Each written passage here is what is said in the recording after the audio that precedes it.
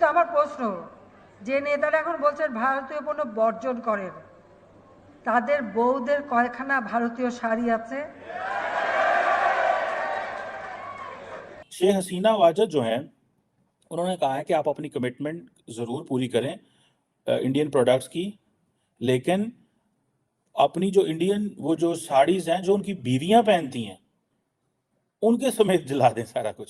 बर्बाद बेओपार सुनसान बाजार और हाकिम का भरा दरबार, ये है मेरा आज का पाकिस्तान। जाइंट इंडिया पूरी दुनिया में वायरल हो रहा है। इसकी वजह यह है कि अब दुनिया के इलेक्शंस में भी इंडिया की बात की जा रही है। क्या ऐसा सीन बना कि मैं अम्मी से बोल रहा था, मैं क्या अम्मी तुम उधर से क्यों आए, क्यों तुम अच्छा, लोग? आप भी इंडिया से माइग्रेट करके हाँ, आए? मैं इंडिया से माइग्रेट करके आया। मैं क्या उधर से आप आए क्यों?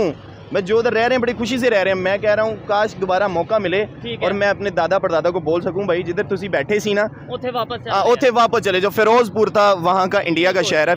तो शेख हसीना ने उनको उड़ा के इस तरह रख दिया।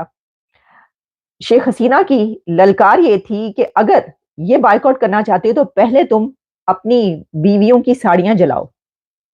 अगर तुम इंडिया के प्रोडक्ट्स का बायकॉट करोगे तो तुम्हें अपनी बीवियों को जलाना पड़ेगा। नमस्कार दोस्तों, भारत विरोधी जमाते इस्लामी बीएनपी जो पार्टी बांग्लादेश की जो इंडिया आउट कैंपेन चला रही है उसकी धज्जियां उड़ाते हुए कल शेख हसीना ने भारत के पक्ष में भयंकर बयान दिया और कहा कि अगर तुम भारत का बायकॉट ही करना चाहते हो तो सबसे पहले अपने किचन में पड़े हुए तमाम मसाले बाहर फेंक दो जो भारत से आते हैं। तमाम प्याज, लहसुन, अदरक, मिर्ची बाहर फेंक दो जो भारत से आती है, जिनसे तुम मछलियाँ बना बना के खाते हो। इसके अलावा जो तुम्हारी अलमारियों में जो साड़ियाँ भरी पड़ी है जो पूरी की पूरी इंडिया से आती हो, सबसे पहले तुम उनको जलाओ। और जो ज्वेलरी इंडिया से आती है सबसे पहले तुम उनको जलाओ, फिर उसके बारे में बात करना भारत बायकॉट के बारे में। दोस्तों देखते हैं ये वीडियो। तो मैं बहुत देर पहले आपको कहता रहा कि बांग्लादेश को भारत ने बहुत सारी पावरफुल ताकतों से बचाया है।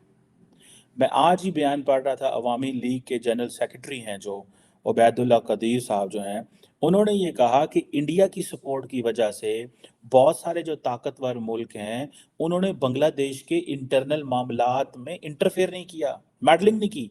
और आपको पता है मैं G20 में जब हुआ मैंने तब भी आपको कहा था कि जो शेख हसीना वाजिद और जो बाइडन के दरमियान नरेंद्र मोदी ने बर्फ को पिघलाया था, because Sheikh Hasina Wajed is in a good interest of India and prime minister Modi नहीं चाहते थे कि अमेरिका इतनी टफ लाइन ले कि चाइना को स्पेस मिले। That was so simple. इसमें इससे clear like a broad daylight, बिल्कुल एक क्लैरिटी होनी चाहिए थी। अब ये जो बहुत सारे वो जिसे कहते हैं ना ऑपोजिशन बीएनपी ने प्ले कार्ड्स उठाए हुए हैं और बायकॉट इंडियन प्रोडक्ट कर रहे हैं, इनको इस चीज़ का अंदाज़ा नहीं है कि India is playing very crucial role. और जिसे वो कहते हैं ना अब जो ज़ियाउर रहमान है, ठीक है जी, बीएनपी के, वो उसको कहती है कि जब ये सेक्टर कमांडर था लिबरेशन वॉर के दौरान और ये पाकिस्तानी जो फोर्सेस थी उन्होंने जब अटैक किया बंगालीज के ऊपर, ये उनमें एक्चुअली इन्वॉल्व था। सो ये वो कहती है ज़ियाउर रहमान इज बेसिकली उस आर्मी का जो चट्टाग्राम के में थी उसका इंचार्ज था। सो ये आप इमेजिन करें, इंडिया के अंदर पाकिस्तान और बांग्लादेश के अंदर पाकिस्तान फैक्टर भी नहीं मिटा। और चाइना ने एक एम्बैरेसिंग शर्मनाक किस्म की ऑफर दी है कि अगर तुम लोगों से नहीं प्रोटेक्ट होती हमारी इन्वेस्टमेंट्स और हमारे लोग तो फिर हमें खुद प्रोटेक्ट करने दो। इसका मतलब है कि चाइनीज सिक्योरिटी एहलकार जो हैं, चाइना ने कह दिया है कि हम अपने बंदे भेज देते हैं अगर तुम लोगों में तपड़ नहीं है, तुम लोगों में कैपेसिटी नहीं है हमारी डेवलप को उड़ा के इस तरह रख दिया।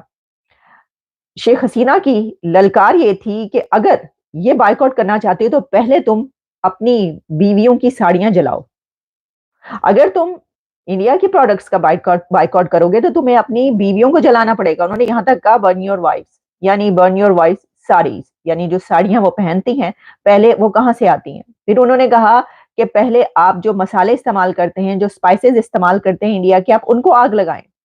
शेख हसीना ने अपनी जो ऑपोजिशन है उसको उड़ा के रख दिया है और कहा है कि ये तुम कैसे कर सकते हो, यानी इंडिया का बायकॉट तुम कैसे कर सकते हो, उसकी प्रोडक्ट्स को तुम कैसे बंद कर सकते हो। इसकी वजह यह है कि तुम्हारी जो बीवियां हैं, हमारी जो खवातीन हैं बांग्लादेश की, वो साड़ी पहनती हैं और इंडियन प्रोडक्ट वो पहनती हैं। यहाँ पर बड़ी तादाद में जो है इंडिया की जो है वो प्रोडक्ट्स आती हैं, जिसमें गारमेंट से लेकर और स्पाइस तक शामिल है।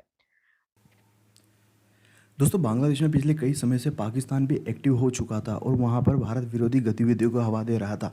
ऐसे में चीन के साथ से पाकिस्तान ने वहाँ इंडिया आउट कैंपेन चलाया।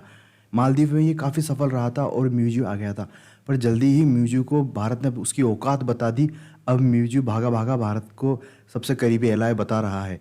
वहीं बीएनपी जो पाकिस्तान की जो बांग्लादेश की विपक्षी पार्टी, वो भारत विरोधी कैंपेन चला रही थी। ऐसे में कल शेख हसीना ने पूरी पावर के साथ भारत के साथ मिलकर उनका सफाया ही कर दिया।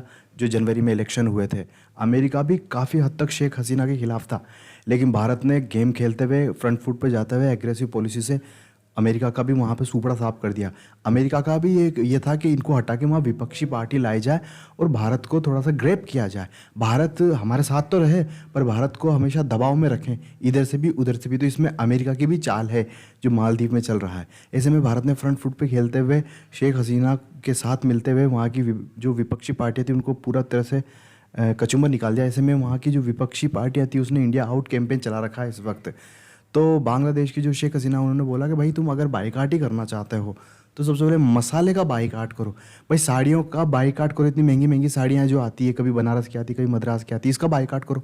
दूसरी बात है, जो तुम ये मछलियाँ खाते रहते हो, जो चिकन वगैरह खाते रहते हो, इसमें जो भारतीय मसाले डलते हैं, क्योंकि बांग्लादेश का इन्वायरमेंट ऐसा है ही नहीं कि वहाँ मसाले हो सकते हैं। वहाँ उगाने की कोशिश करी थी, पर वहाँ की जो ज़मीन है वो केवल चावल के और दूसरे धान की, जूट के, उनके लिए ही परफेक्ट है। वहाँ मसाले हो ही नहीं सकते, और मसाले पूरे भारत में नंबर 1 होते हैं, सबसे टेस्टी मसाले। तो भाई अगर बाईकाट ही करना चाहते हो तो जो तुम्हारे किचन में इतने सारे मसाले पड़े हुए हैं उनका बाईकाट करो, फेंक दो उनको बाहर, और बिना मसालों की सब्जियां खाओ अगर तुम इतना ही एंटी इंडिया हो रहे हो तो।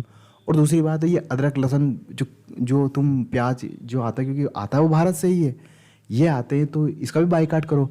दोस्तों आपको पता होगा मालदीव में इस वक्त लहसुन और प्याज के दाम आसमान छू चुके हैं, क्योंकि भारत ने क्लियर बैन कर दिया है।